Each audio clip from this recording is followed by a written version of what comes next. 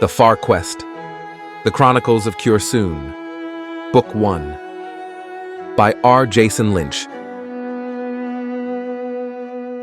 Chapter 34, Fain's Cubby. Cursoon and Fain returned to Mr. Tippleglee's leaf-shaped boat and started back across the lake. Why would she ever think I was a hero? The bard grumbled to himself while pulling his paddle through the water. With a shrug, Fain replied as his eyes glowed blue.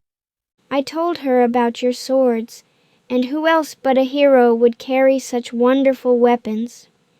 Cursoon let out a scoffing chuckle as he shook his head, but then he suddenly felt drained of strength. Setting his paddle across the sides of the boat, he scooped up a handful of cool water. After splashing the water onto his face, he rubbed his brow while letting out a whispered groan. What's the matter? The Noblin asked with indigo eyes. Cursoon sighed wearily. Other than your lady's cake, I haven't eaten for 3 days, and I fear that small bite wasn't enough to restore my strength. Fain nodded as his eyes shifted to purple. Pointing his tiny finger off to the right, he said, My cubby is nearby. If you'll take us there, I'll give you something wonderful to eat. Even though he felt faint, an expression of curiosity slightly brightened Cursoon's face. What's a cubby? He asked with a note of fatigue. That's what we Noblins call our homes. Fain answered thoughtfully, but then he added, Why? What do you call yours? Cursoon hesitated for a moment, as though he had never really thought about it. I suppose we simply call them houses, or maybe even castles if they're big enough for the name to fit. The boy's eyes turned a cool green as he smiled. Oh, well, neither of those names would fit a Noblin's home. Weakly, Cursoon returned the grin. I would love to see your cubby. Then make for that larger tree, away there. The Noblin directed the bard with golden eyes full of excitement. Thrusting his paddle into the water, Cursoon turned the boat and slowly pulled toward the distant tree. The promise of food and the mystery of a cubby gave him the will to struggle forward. There! Fain called out, pointing at a very large cypress. Cursoon peered at the tree, but saw no house. But where is your cubby? The bard asked. Under the tree's roots, Fain answered, as if that should be common knowledge. The giant old tree's gnarled and tangled roots stood up out of the water like limbs reaching down into the earth, and over the centuries, a small island had grown atop the roots, so that this patch of green clover and many flowers seemed to hover above the water.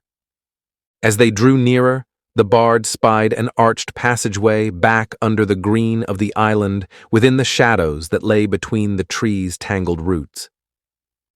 You live in a hole? Cursoon sputtered with a note of disappointment.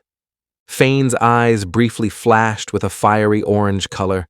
It's not a hole, it's a cubby, and everyone knows cubbies are much more comfortable than mere holes. As he spoke fondly of his home, his eyes shifted to a bluish green. Cursoon glanced doubtfully at the small, dark hole. He could not see how a hole could be any more than just that. Carefully, Cursoon pulled the boat alongside the gnarled roots of the great cypress.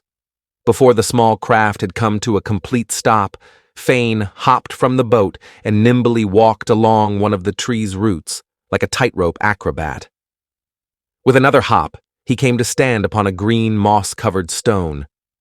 Turning, the Noblin beckoned to the bard and then disappeared into the small arched hole.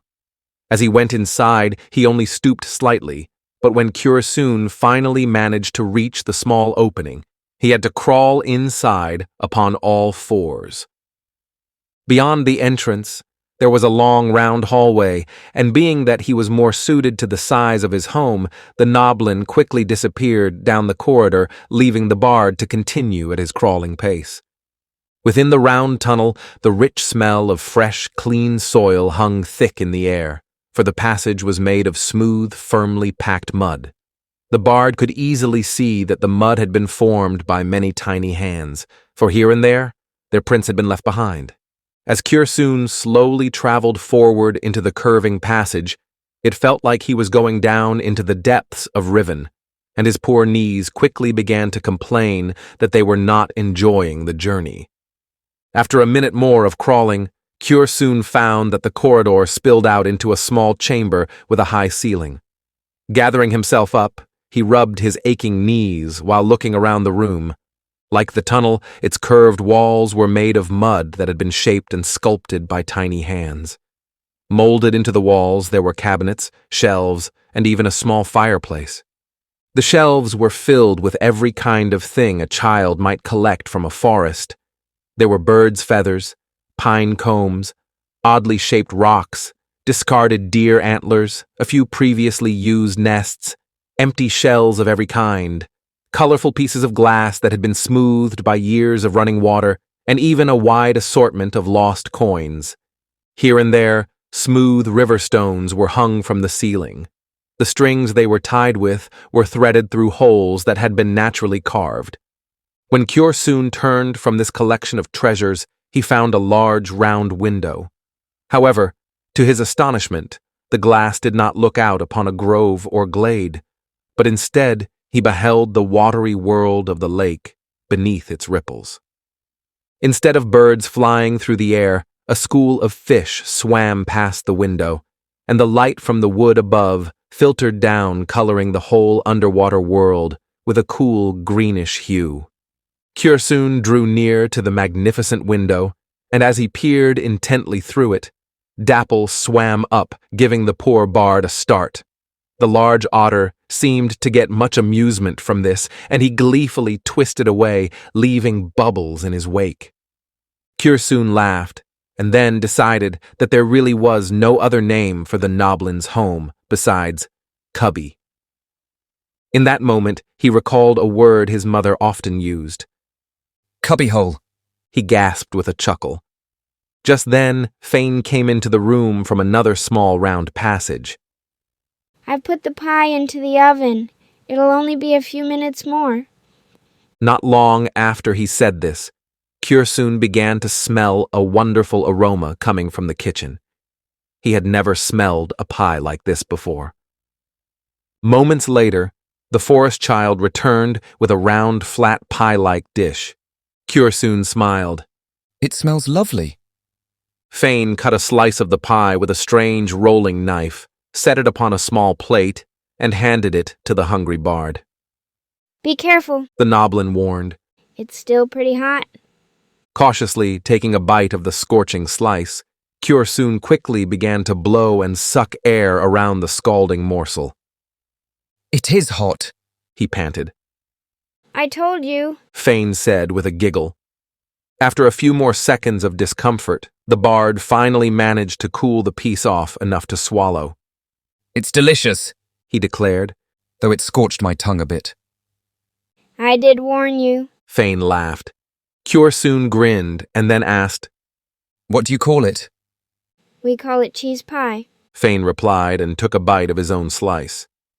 What's in it? The bard asked, full of curiosity, and then hungrily took in another mouthful. The crust is made from wheat flour. We smear a tomato paste onto it, and then we add cheese mingled with an assortment of spices. I've added onion and mushroom to this one. That's how I like it. Kürsoon quickly finished his first slice. It was large for a Noblin, but it was not so much for a common man. However, the bard did not have to wait long for Fain to give him another piece, and he eagerly began to eat the second slice with great enjoyment. I've never tasted anything so wonderful. Kürsoon proclaimed around a mouthful. I'm glad you like it. Fain laughed warmly with glowing lime-colored eyes. After eating and having a cool drink of a honeyberry tea, they made their way back up the hallway to the boat. Fain skipped along while Kürsoon crawled through the cubby's tiny door with a belabored groan. Standing up and stretching his back, the bard sighed and then carefully climbed into the boat. Fain slung his pack into the vessel, and then he quickly followed with a nimble hop. Thus, it was not long before Cure Soon and the Noblin were gliding back across the mirrored surface of the lake.